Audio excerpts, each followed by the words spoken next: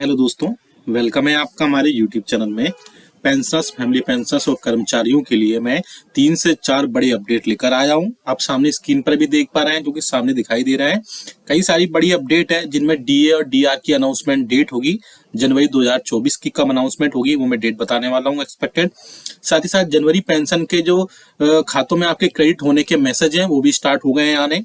तीसरा बड़ा अपडेट देने वाला हूँ महिला कर्मचारियों के लिए बहुत बड़ी नई पेंशन में रूल्स, पेंशन में जो है आपके चेंजेस हुए हैं कुछ, स्पेशली फीमेल जो गवर्नमेंट एम्प्लॉई हैं उनके लिए। साथ ही साथ चौथी जो बड़ी खबर है वो आप सभी को मैं देने वाला हूँ आपके पेंशन में जो बढ़ोतरी को लेकर के, या बोल सकते हैं कि पेंशन में जो एनोमलीज हैं उसको लेकर के एक बड़ा अपडेट आया है, उसका भी मैं ऑफिशियल नोटिफिकेशन दिखाऊंगा। तो ये 4 बड़ी खबरें होने वाली हैं, इसलिए इस वीडियो को पूरा लास्ट तक देखिएगा। और अगर चैनल पर पहली बार आए या फिर हमारे चैनल को अभी तक आपने विजिट नहीं किया, या फिर अभी तक हमने हमारा कोई वीडियो नहीं देखा है, या फिर पहली बार वीडियो देख रहे हैं, तो सब्सक्राइब के ब्लैक बटन को प्रेस करके चैनल को सब्सक्राइब जरूर करिएगा। साथ ही साथ हमारे वीडियोस की लेटेस्ट अपडेट्स के लिए, लेटेस्ट इंफॉर्मेशन के लिए घंटे के निशान को जरूर प्रेस करिए, बेल आइकन को जरूर प्रेस करिए, तभी आपके पास हमारी वीडियोस की लेटेस्ट नोटिफिकेशन आ पाएगी और आप हमारी वीडियोस को इसी तरीके से आगे भी वॉच कर पाएंगे। चलिए पहली बड़ी खबर की तरफ लेके चलते हैं। जैसे कि आपकी स्क्रीन पर भी दिखाई दे रहा है कि पहली जो बड़ी ब्रेकिंग न्यूज आ रही है, डीए और डीआर की अनाउंसमेंट डेट कब होगी, जनवरी 2024 से आपको खातों में कब से मिलेगा। तो बड़ी ब्रेकिंग निकल कर आ रही है कि डीए और डीआर की अनाउंसमेंट डेट आपकी मार्च मंथ में होगी। मोस्ट प्रोबेबली चांसेस है 20 मार्च से लेकर के 30 मार्च या फिर 5 अप्रैल तक कभी भी इसका अनाउंसमेंट देखने को मिलेगी। साथ ही साथ आपको इसमें जनवरी, फरवरी और मे भी मार्च मंथ का डीए और डीआर का जो एरियर्स है वो भी आपके खातों में पहुंचाया जा सकता है।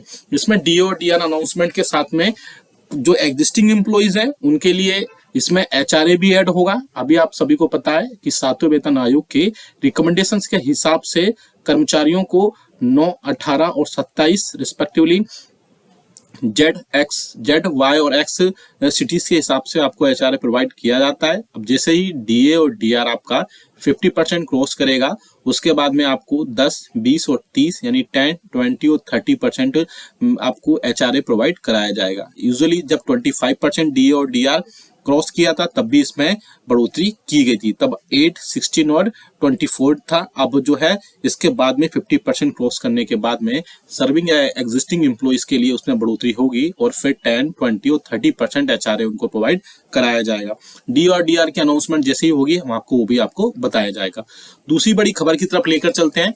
दूसरी बड़ी खबर आ रही है आपके जनवरी मंथ की पेंशन क्रेडिट को लेकर के मैसेज स्टार्ट आगे शुरू हो गए हैं। स्पेशली जो स्पर्श से अपनी पेंशन लेते हैं या स्पर्श पोर्टल या स्पर्श ऐप किसी के जरिए भी आप उससे जो है इनरोल है, तो आपके खातों में पेंशन क्रेडिट का मैसेज है स्टार्ट आना स्टार्ट हो जाएगा, या बहुत सारे पेंशनर्स का स्टार्ट हो भी चुका होगा। तो आपके अगर खातों में पेंशन क्रेडिट का मैसेज आ गया हो तो आप कमेंट बॉक्स में यस लिखिएगा, और नहीं आया अभी तक तो आगे आ जाएगा, तो आप कमेंट बॉक्स में जिसमें नो लिखिएगा। तीसरी बड़ी खबर की तरफ लेके चलते हैं। साथ ही साथ जो फोर्थ खबर है वो बहुत इंपॉर्टेंट है, हम थोड़ा बाद में बताएंगे, इसे ध्यान से देखिएगा। थर्ड खबर को, गवर्नमेंट ने नया पेंशन रूल निकाला है, महिला कर्मचारियों को एक बड़ी राहत दी है। अब बच्चों को भी फैमिली पेंशन के लिए वो नॉमिनेट कर पाएंगे। थोड़ा सा रूल चेंजेस हुए तो आप देख लीजिए। सरकार ने नोट किया है कि विभिन्न मंत्रालयों और विभागों से बड़ी संख्या में इसके रेफरेंस प्राप्त हुए थे कि महिला अधिकारियों और पेंशन भोगियों को क्या ऐसा करने की अनुमति है। सरकार ने महिला एवं बाल विकास मंत्रालय के साथ विचार विमर्श भी किया था, जिसके बाद अब इसकी अनुमति देने का निर्णय लिया गया है। पहले क्या होता था, पारिवारिक पेंशन पहले जीवित पत्नी या पति को ही मिलती थी, लेकिन अब जो है बच्चों को भी नॉमिनेट किया जा सकता है और बच्चों को भी नॉमिनी बनाया जा सकता है। आगे हम देख सकते हैं इसमें केंद्र सरकार ने इसमें काफी सारी चीजों में चेंज किया है, और केंद्र सरकार ने अब केंद्रीय सिविल सेवा नियम जो पेंशन के नियम है 2021 में संशोधन किया है, ताकि महिला कर्मचारियों और पेंशन भोगियों को अपने पति या पत्नी के बजाय पारिवारिक जो पेंशन प्राप्त करने के लिए अपने बच्चों को भी नॉमिनेट या नामांकित करने की अनुमति मिल सके। अब तक परिवार पेंशन पहले जीवित पत्नी या पति को ही मिलती थी, और इसके बाद में जो बच्चे होते थे वो पति या पत्नी की डेथ के बाद ही से प्राप्त करने के पात्र होते थे। लेकिन अब रूल्स में चेंज करने के बाद में कई सारी चीजें इसमें ऐड की गई हैं।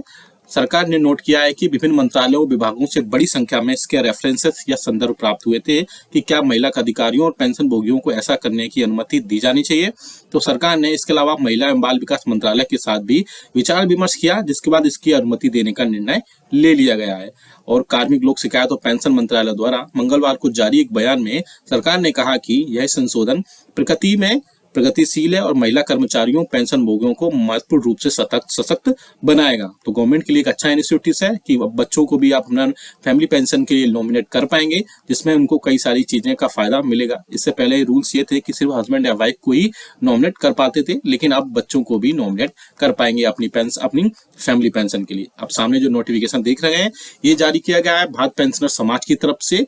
इंपॉर्टेंट नोटिफिकेशन है जो कि लिखा गया है डॉक्टर जितेंद्र सिंह को, जो कि मिनिस्टर हैं हमारे डीओपीटी के, या फिर बोल सकते हैं कि डीओपीपीडब्ल्यूडी के।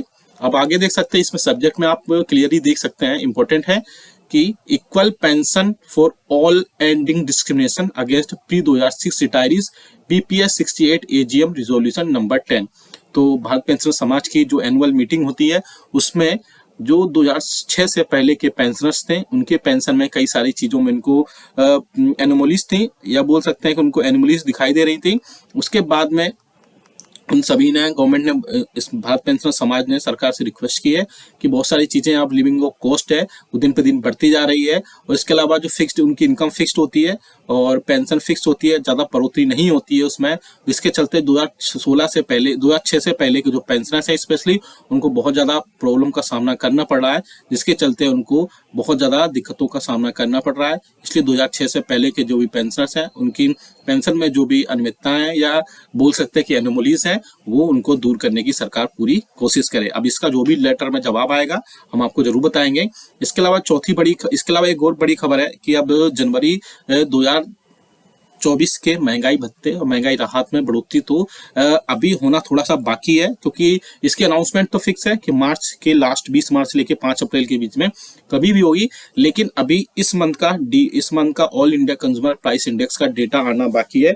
वैसे बहुत ज्यादा चांसेस है कि आपका 50% महंगाई भत्ता और महंगाई राहत आपको पहुंचाया जाएगा, लेकिन अगर दिसंबर मंथ की all India consumer price index जो कि जनवरी मंथ के लास्ट वर्किंग डे को जारी होंगे उसमें बिल्कुल क्लियर हो जाएंगे, लेकिन अगर उनके आंकड़ों में अनएक्सपेक्टेड उछाल होता है, जो भी बहुत ज्यादा जंप होता है, तो फिर आपको 51% महंगाई भत्ता और महंगाई राहत भी दिया जा सकता है। अदरवाइज आपको 50% महंगाई भत्ता महंगाई राहत मिलना बिल्कुल तय बताया जा रहा है। लेकिन अगर इसमें अनएक्सपेक्टेड बढ़ोतरी होती है, अनएक्सपेक्टेड उछाल होता है, तो फिर 51% महंगाई भत्ता और महंगाई राहत भी आपके खातों में मिल सकता है। आप हमें कमेंट करके अभी जरूर बताएगा कि आपकी जनवरी मंथ की पेंशन क्रेडिट होने के मैसेज आने स्टार्ट हुए हैं या नहीं हुए होंगे तो आप यस लिखिएगा, नहीं होंगे तो नो लिखिएगा। और आप इस पूरा पीडीएफ को डाउनलोड करना चाहते हैं, सारी इन्फॉर्मेशन को जो भी हमने आपको दी है तो वो भी आप हमारे डिस्क्रिप्शन बॉक्स से लिख सकते हैं, कमेंट बॉक्स में यस और नो लिख के चैनल को सब्सक्राइब